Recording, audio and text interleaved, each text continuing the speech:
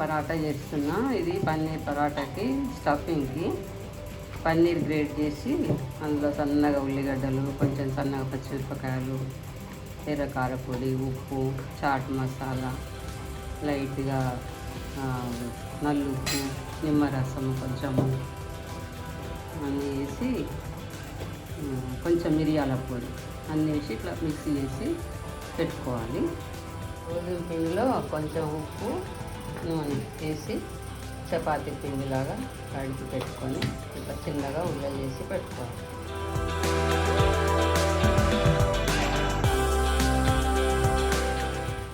ఉల్లని ఇట్లా కొంచెం కింద మీద కొంచెం పిండి వేసుకొని సన్నమయ్యేటట్టుగా కాల్చుకోవాలి. అన్నీ ఒకేసారి స్ప్రెడ్ చేసి పెట్టుకుంటే మనకు ఈజీ.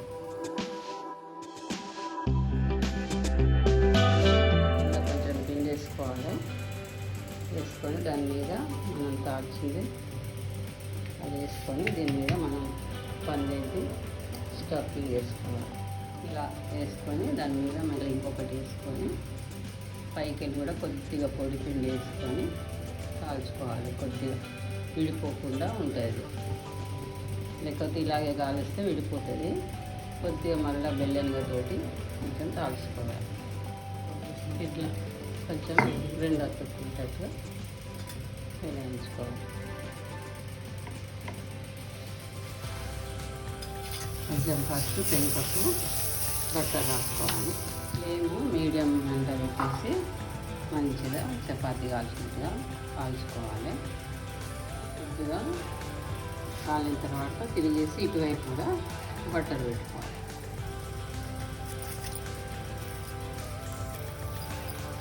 ఇలా బట్టర్ వేస్తే వేసుకున్నాను. ఆయిల్ కూడా పెట్టుకోవచ్చు, నెయ్యి కూడా వేసుకోవచ్చు. నేను బట్టర్ వేసుకున్నాను. ఇట్లా కాల్చుకోవాలి. పన్నీర్ పరాటా రెడీ. దీనికి పెరుగు ఏదైనా చట్నీ పెట్టుకొని తింటే బాగుంటుంది.